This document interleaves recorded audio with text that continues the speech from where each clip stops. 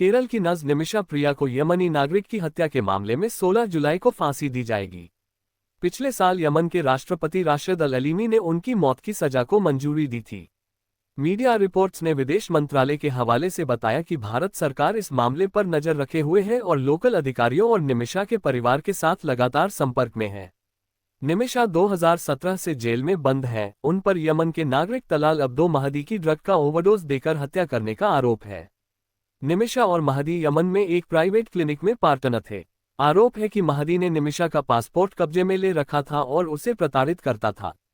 नज निमिषा के यमन पहुंचने और महदी की हत्या के मामले की टाइमलाइन।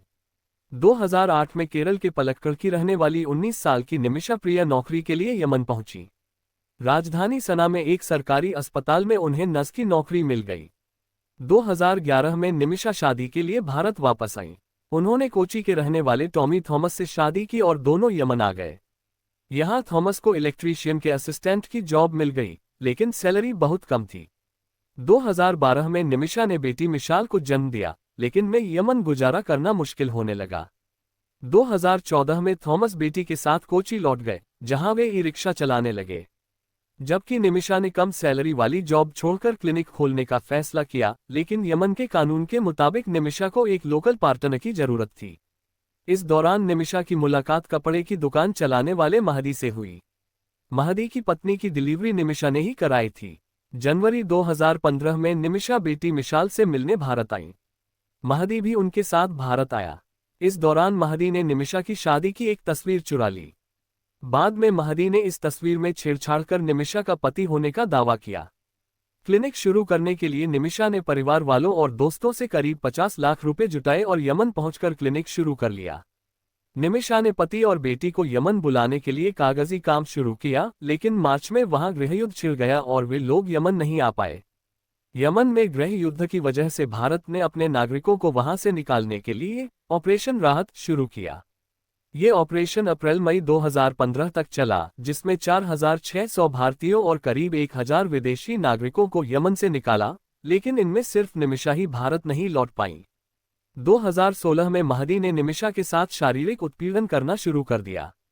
उसने निमिषा के क्लिनिक का प्रॉफिट भी हड़प लिया। जब निमिषा ने इस बारे में सवाल किया तो दोनों के रिश्ते खराब हो गए।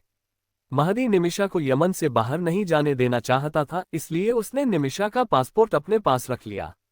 निमिषा ने पुलिस में महदी की शिकायत भी दर्ज कराई, लेकिन पुलिस ने निमिषा को ही 6 दिनों की हिरासत में ले लिया, क्योंकि महदी ने एडिटेड फोटो दिखाकर निमिषा का पति होने का दावा किया। निमिषा काफी परेशान हो चुकी थी। जुलाई 2017 में महदी से पासपोर्ट लेने के लिए निमिषा ने उसे बेहोशी का इंजेक्शन दिया, लेकिन इसका असर नहीं हुआ। फिर निमिषा ने महदी को ओवरडोज दे दिया, जिससे उसकी मौत हो गई। मीडिया रिपोर्ट्स के मुताबिक निमिषा ने महदी के शरीर के टुकड़े कर वाटर टैंक में फेंक दिए। इसके बाद पुलिस ने निमिषा को गिरफ्तार कर लिया। यमन की सुप्रीम जुडिशियल काउंसिल ने निमिषा को महदी की हत्या के आरोप में मौत की सजा सुनाई। निमिषा ने यमन की सुप्रीम कोर्ट में माफी की अपील दायर की, जिसे 2023 में खारिज कर दिया। राष्ट्रपति रशद ने भी 30 दिसंबर 2024 को सजा को मंजूरी दे दी। शरिया कानून के मुताबिक पीड़ित पक्ष को अपराधियों की सजा तय करने का हक है। हत्या के मामले में मौत की सजा है, लेकिन पीड़ित का परिवार पैसे लेकर दोषी को माफ कर सकता है। इसे दिया या ब्लड मनी कहा जाता है, जिसका जिक्र कुरान में भी किया गया है। निमिषा को माफी दिलाने के लिए उनकी मां ने अपनी संपत्ति बेचकर और क्राउड फंडिंग के जरिए ब्लड मनी जुटाने की भी कोशिश की। 2020 में निमिषा को सजा से बचाने और ब्लड मनी इकट्ठा करने के लिए सेव निमिषा प्रिया इंटरनेशनल एक्शन काउंसिल बनाया गया। केरल के एक जाने माने बिजनेसमैन ने निमिषा को बचाने के लिए 1 करोड़ रुपए देने का ऐलान किया था। विदेश मंत्रालय का कहना है कि निमिषा को बचाने के लिए हर संभव कोशिश कर रहा है, लेकिन मेहदी के परिवार ने अभी तक ब्लड मनी स्वीकार नहीं की है। निमिषा की मां यमन की राजधानी सना में डटी हुई है और बेटी को बचाने की कोशिश कर रही है। हर दिन क्राइम न्यूज को सुनने के लिए वीडियो को लाइक और चैनल को सब्सक्राइब करना ना भूलें, साथ ही बेल आइकन को भी दबाएं। सच्चे देशभक्त चैनल को सब्सक्राइब करना ना भूलें। जय हिंद। आपका दिन मंगलमय हो। धन्यवाद।